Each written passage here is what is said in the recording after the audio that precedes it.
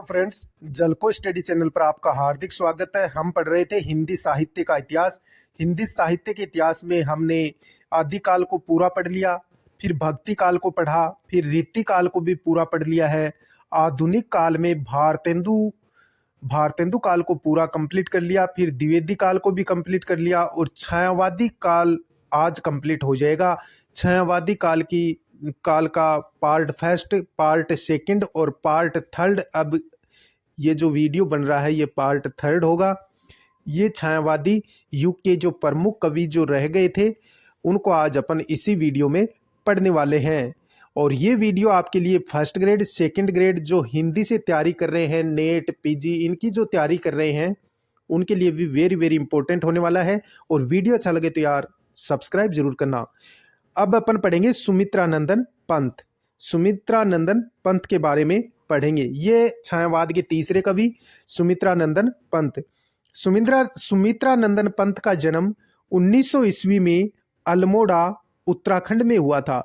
सुमित्रानंदन पंत का जन्म 1900 ईस्वी में अल्मोड़ा उत्तराखंड में हुआ था। मृत्यु 1977 ईस्वी में इलाहाबाद में हुई थी। सुमित्रानंदन पंत की मृत्यु 1977 में इलाहाबाद में हुई थी, यानी कि ये 77 वर्ष तक जिंदा रहे थे। कौन? सुमित्रानंदन पंत। मूल नाम इनका गुसाई दत्त था।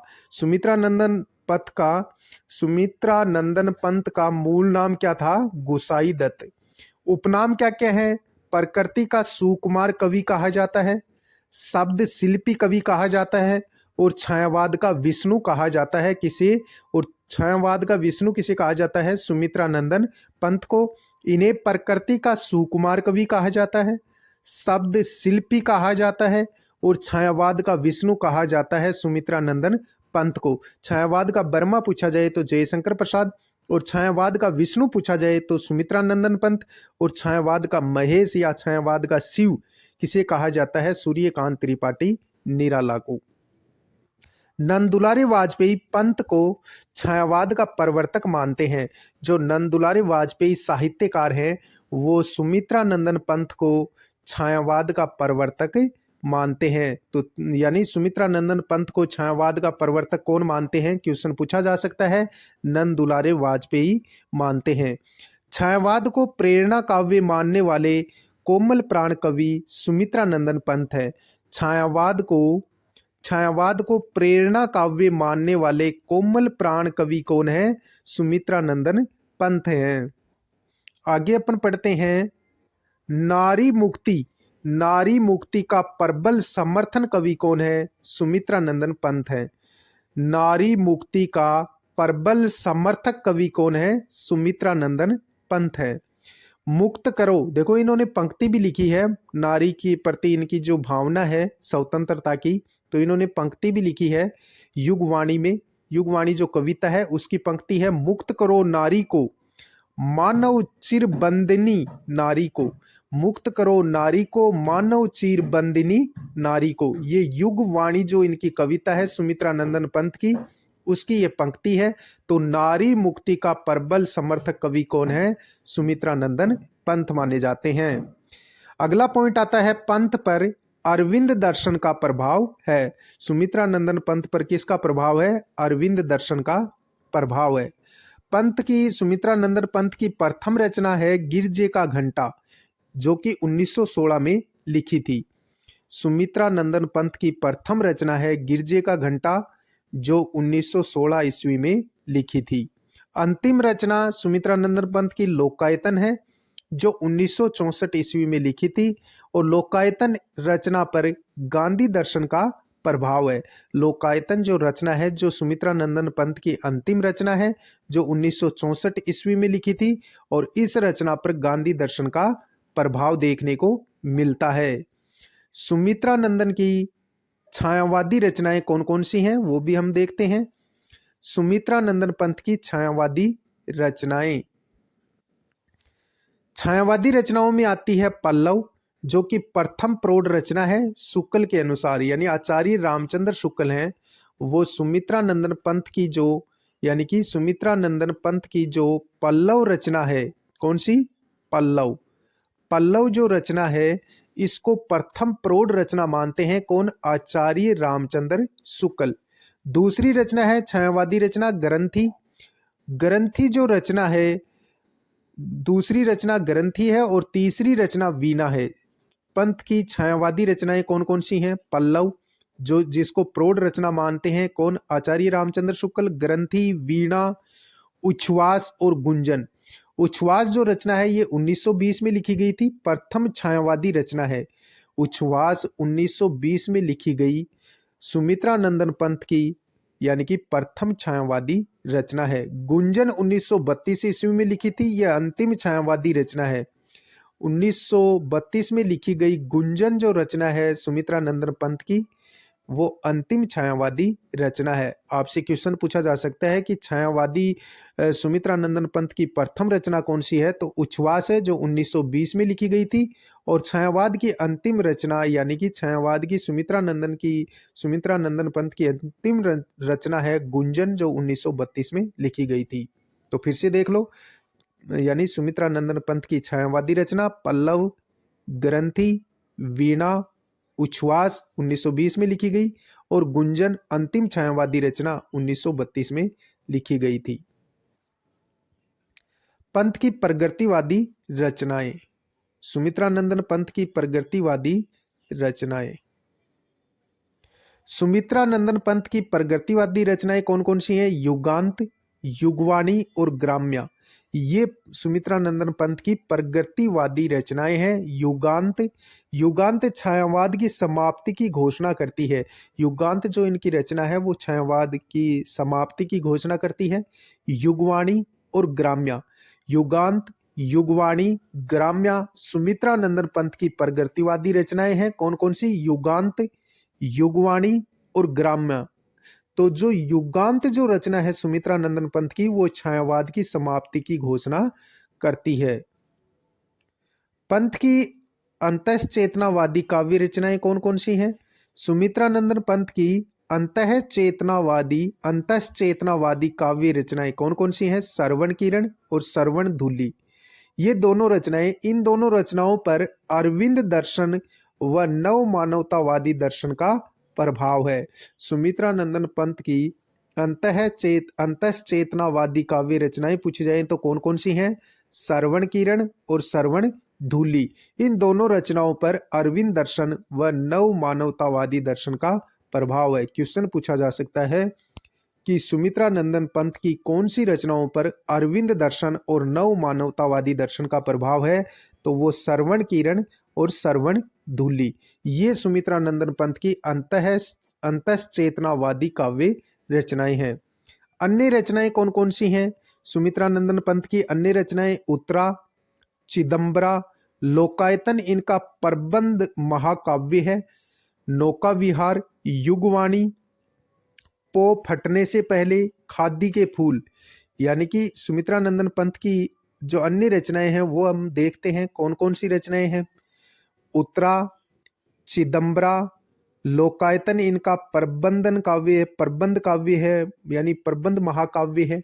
नौका विहार, युगवाणी, पो फटने से पहले, खादी के फूल, पुरुषोत्तम राम, पतझर, कला और बूढ़ा चांद, शशि की तरी, ये इनकी बाल कविता है। फिर से देख लो, सुमित्रा नंदन पंत की अन्य रचनाएं कौन कौन सी हैं? उत्तरा, चिदंबरा, लोकायतन, नौका विहार, युगवाणी, पो फटने से पहले, खादी के फूल, पुरुषोत्तम राम, पतझर, कला और बूढ़ा चांद, शशि की तरी। शशि की तरी इनकी बाल कविता है। फिर से देखो, उत्तरा, चिदंबरा, लोकायतन, नौका विहार, युगवाणी, पो फटने से पहले, खादी के फूल, पुरुषोत्तम राम, पतझर, कला और बूढ़ा चांद और शशि की तरी इनकी बाल कविता है। ये सुमित्रा नंदन पंत की प्रमुख कविताएं हैं। अब हम देखते हैं पल्लव। पल्लव में क्या है?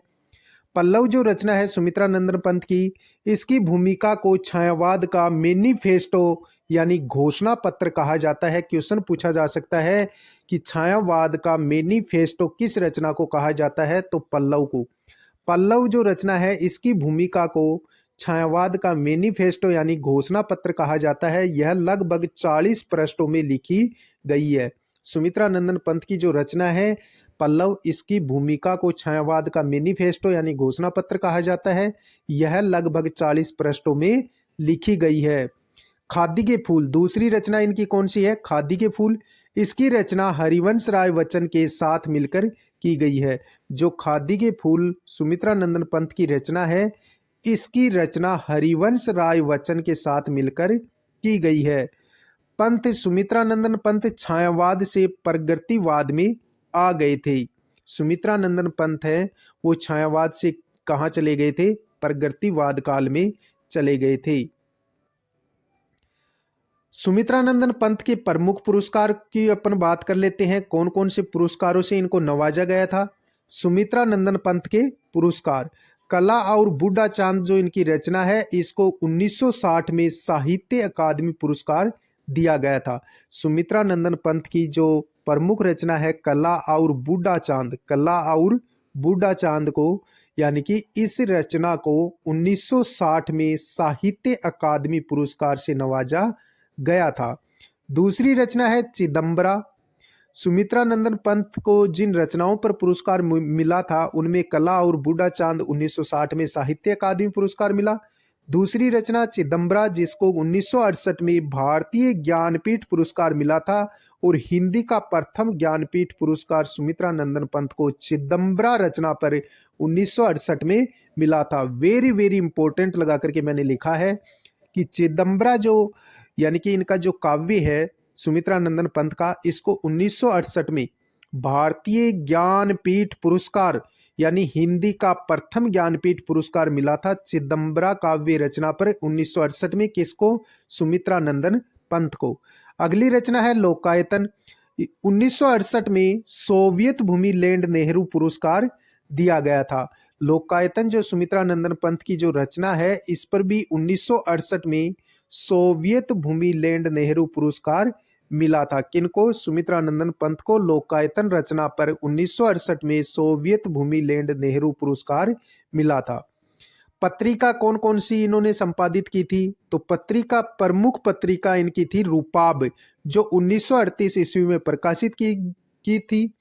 प्रथम प्रगतिवादी पत्रिका इसे माना जाता है। सुमित्रा नंदन पंत की पत्रिका का नाम था रूपाब, जो 1938 ईस्वी में प्रकाशित की गई। इसे प्रथम प्रगतिवादी पत्रिका माना जाता है। अब महत्वपूर्ण तथ्य की अपन बात कर लेते हैं। महत्वपूर्ण तथ्य कौन कौन से हैं सुमित्रा नंदन पंत के बारे में? छायावाद और आधुनिक काल का वर्ड्सवर्थ सुमित्रा नंदन पंत, यानी कि छायावाद और आधुनिक काल का वर्ड्सवर्थ किसे कहा जाता है? वर्ड्सवर्थ किसे कहा जाता है? पंत को। रीतिकाल का वर्ड्सवर्थ किसे कहा जाता है? सेनापति को। छायावाद और आधुनिक काल का वर्ड्सवर्थ किसे कहा जाता है? सुमित्रा नंदन पंत को। रीतिकाल का वर्ड्सवर्थ किसे कहा जाता है? सेनापति को। सुमित्रा नंदन पंत अपने प्रकृति चित्रण के लिए विख्यात है। सुमित्रा नंदन पंत अपने प्रकृति चित्रण के लिए विख्यात हैं। आचार्य रामचंद्र शुक्ल के प्रिय छायावादी कवि सुमित्रा नंदन पंत रहे हैं। आचार्य रामचंद्र शुक्ल के जो प्रिय छायावादी कवि के रूप में रहे हैं वो सुमित्रा नंदन पंत रहे हैं। पंत को शब्द शिल्पी तथा फणीश्वर नाथ रेणु को आत्मा का शिल्पी कहा जाता है। इस बात को आप ध्यान में रखेंगे। सुमित्रा नंदन पंत को शब्द शिल्पी कवि कहा जाता है और वहीं फणीश्वर नाथ रेणु को आत्मा का शिल्पी कहा जाता है। आगे अपन पढ़ते हैं पंत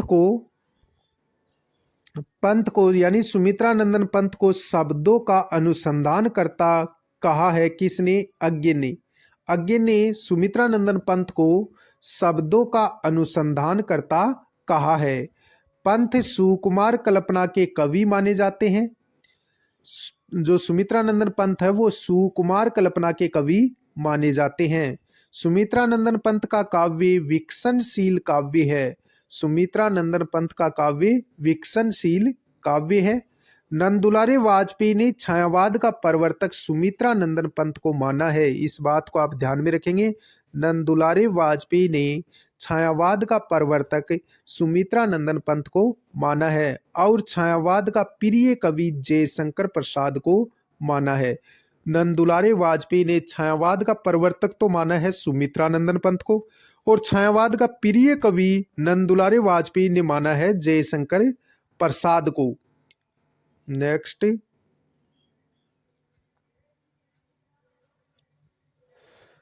सुमित्रा नंदन पंत की प्रतिनिधि छायावादी काव्य रचना पल्लव है।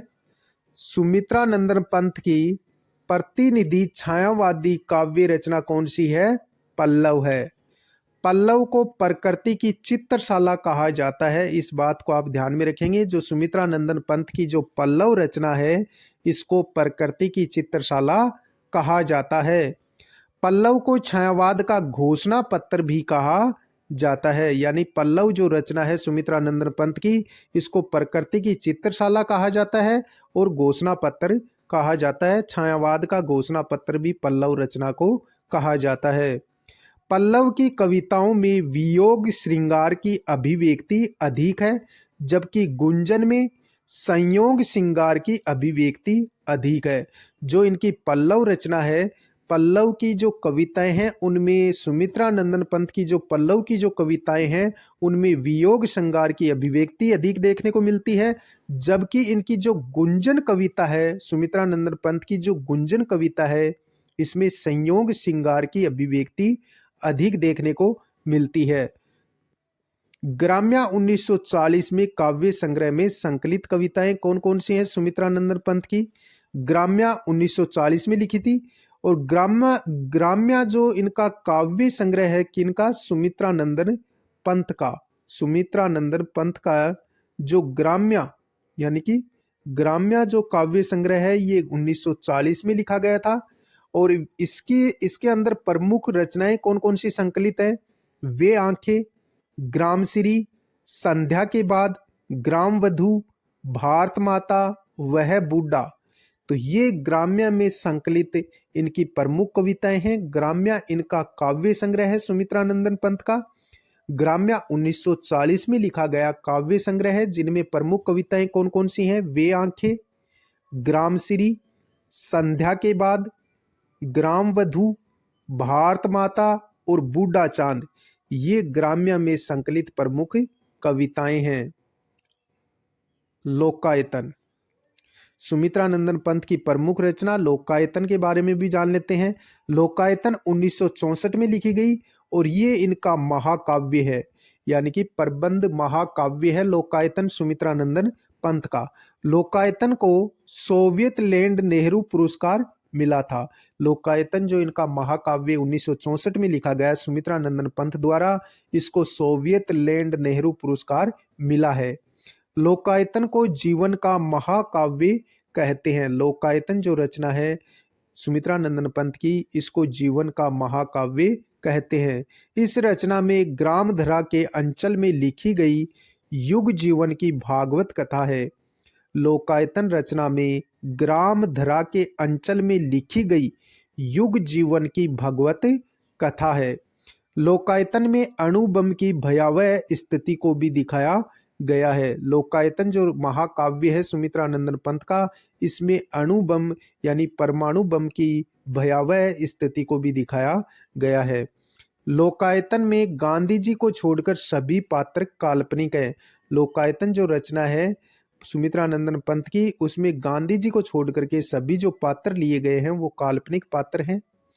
लोकायतन में अरविंद दर्शन व मानवतावाद का समन्वय दिखलाई पड़ता है। लोकायतन जो रचना है सुमित्रा नंदन पंत की, इसमें अरविंद दर्शन व मानवतावाद का समन्वय दिखलाई पड़ता है। पंत का प्रिय छंद बहुत बार पूछा गया है, तो पंत का प्रिय छंद कौन सा है? रोला है। इस बात को आप ध्यान में रखेंगे। सुमित्रा नंदन पंत का प्रिय छंद कौन सा है? रोला छंद है। अब पढ़ेंगे महादेवी वर्मा। महादेवी वर्मा के बारे में। महादेवी वर्मा जिसे छायावाद की दुर्गा कहा जाता है, किसे? महादेवी वर्मा को छायावाद की राधा कहा जाता है। महादेवी वर्मा। महादेवी वर्मा का जन्म 1907 में फर्रुखाबाद उत्तर प्रदेश में हुआ। मृत्यु 1987 में इलाहाबाद में हुई। पिता का नाम गोविंद प्रसाद वर्मा था और माता का नाम हेमरानी देवी था। हिंदी, संस्कृत और दर्शन शास्त्र में एमए किया था किसने? महादेवी वर्मा ने। महादेवी वर्मा का जन्म 1907 में फर्रुखाबाद उत्तर प्रदेश में हुआ। महादेवी वर्मा की मृत्यु 1987 में इलाहाबाद में हुई, यानी 80 वर्ष तक ये जिंदा रही थी। कौन? महादेवी वर्मा। पिता का नाम गोविंद प्रसाद वर्मा था, माता का नाम हेमरानी देवी था और महादेवी वर्मा ने हिंदी, संस्कृत और दर्शन शास्त्र से एमए किया था। प्रयाग महिला विद्यापीठ की जीवन भर कुलपति यानी अध्यक्ष रही थी महादेवी वर्मा। प्रयाग महिला विद्यापीठ की जीवन भर कुलपति या अध्यक्ष कौन रही थी? महादेवी वर्मा। उपनाम क्या क्या है महादेवी वर्मा के? आधुनिक युग की मीरा कहा जाता है, छायावाद की शक्ति कहा जाता है, विरह की कवयित्री कहा जाता है और सजल गीतों की गायिका कहा जाता है। महादेवी वर्मा के उपनाम क्या क्या हैं? आधुनिक युग की मीरा कहा जाता है, छायावाद की शक्ति कहा जाता है, विरह की कवयित्री कहा जाता है और सजल गीतों की गायिका कहा जाता है। छायावाद की लघुत्रयी और वृहद चतुष्टय में शामिल कवि कौन कौन से हैं वो अपन देख लेते हैं। तो छायावाद की लघुत्रयी में जो कवि शामिल हैं वो 3 हैं। मैं भ्रा याद रखो या राम भगवती याद रखो ट्रिक से। मैं भ्रा और वृहद चतुष्टयी का जो ट्रिक है वो परसुमन है। तो मैं भ्रा में देखो महादेवी वर्मा, भगवती चरण वर्मा और राम कुमार वर्मा, ये तो थे लघुत्रयी में शामिल। छायावाद की जो लघुत्रयी थी उसमें ऐसे क्वेश्चन पूछा जा सकता है कि लघुत्रयी में शामिल कवि नहीं है। तो लघुत्रयी में 3 कवि शामिल थे। मैं भ्रा ट्रिक से याद कर सकते हो, महादेवी, भगवती चरण वर्मा और राम कुमार वर्मा। परसुमन यानी वृहद चतुष्टयी में शामिल कवि कौन कौन से थे? परसुमन आप ट्रिक याद रखोगे तो याद हो जाएगा। पर से हो गया प्रसाद, जयशंकर प्रसाद, और यानी कि पर से प्रसाद, और सुमित्रा नंदन पंत। सु से हो गया सुमित्रा नंदन पंत, और मैं से हो गया महादेवी वर्मा, और न से हो गया निराला, सूर्यकांत त्रिपाठी निराला। महादेवी वर्मा पर बौद्ध धर्म का प्रभाव था। महादेवी वर्मा को हिंदी के विशाल मंदिर की वीणा पाणी कहा जाता है।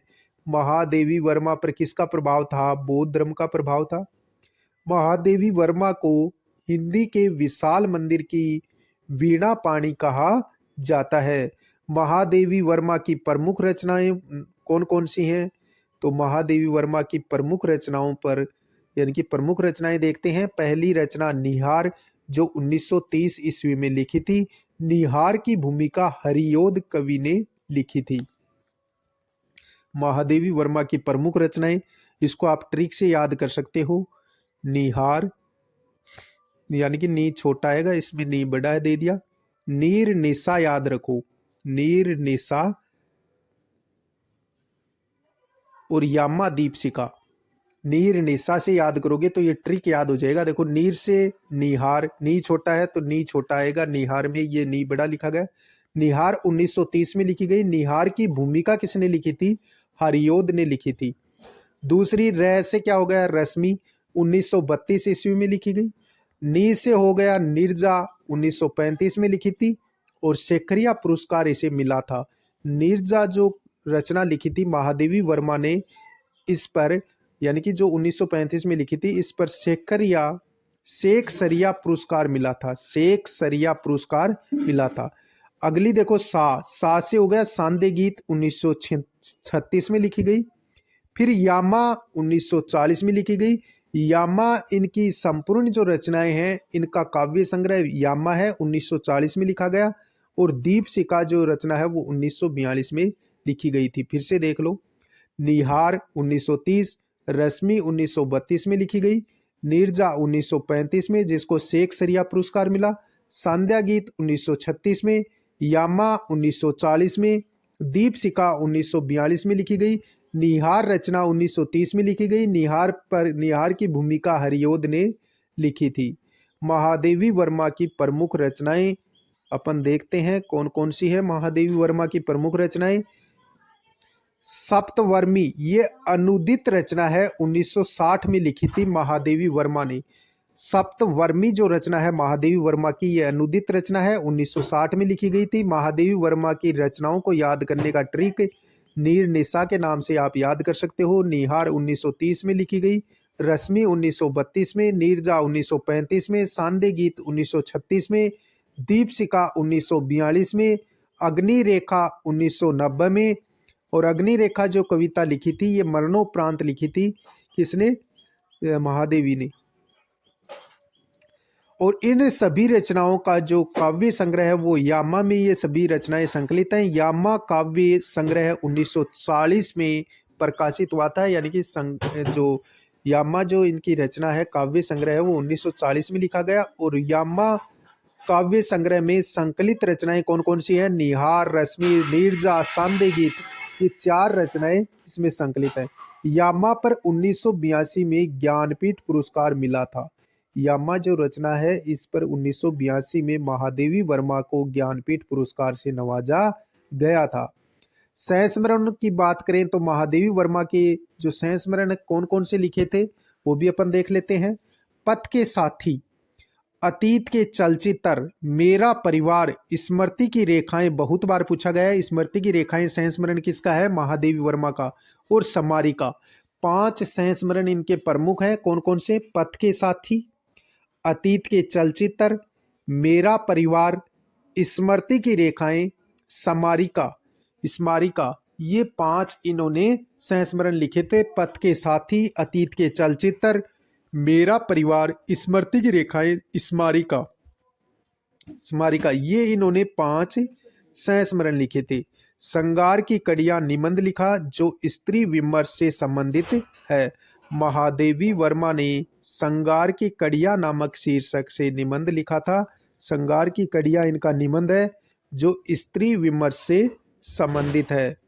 चांद पत्रिका का संपादन किया। महादेवी वर्मा ने जो पत्रिका निकाली थी उसका नाम था चांद, यानी चांद पत्रिका का संपादन किसने किया था? महादेवी वर्मा ने किया था।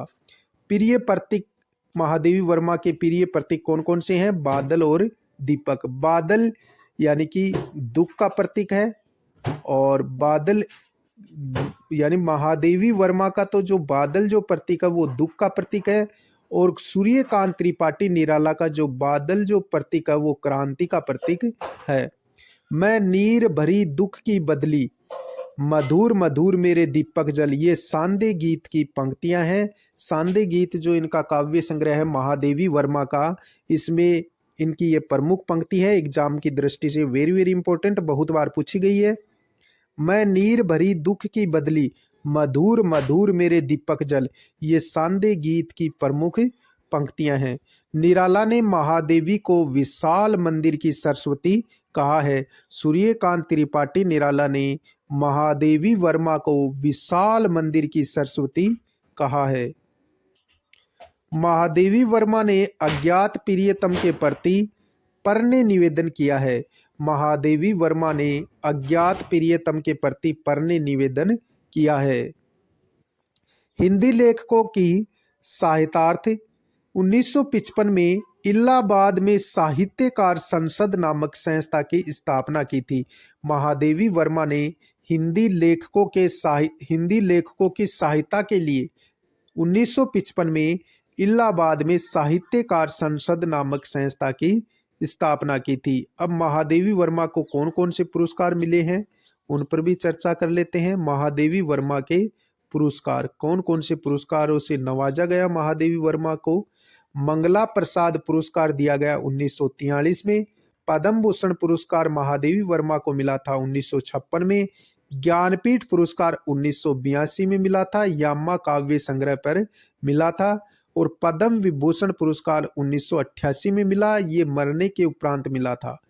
यानी महादेवी वर्मा के प्रमुख पुरस्कार कौन कौन से हैं? मंगला प्रसाद पुरस्कार 1943 में मिला था, पद्म भूषण पुरस्कार 1956 में मिला था, ज्ञानपीठ पुरस्कार 1982 में मिला यामक काव्य संग्रह पर, और पद्म विभूषण पुरस्कार 1988 में मरणोपरांत मिला था। छायावाद की अन्य काव्य रचनाएं, यानी कि अपन देख लेते हैं छायावाद की अन्य काव्य रचनाएं। इसमें अपन पढ़ेंगे एक तो राष्ट्रीय धारा के कवि, राष्ट्रधारा के कवि, और एक अपन पढ़ेंगे हालावाद के कवि। ये छायावाद की अन्य काव्य धाराएं हैं, हालावादी कवि।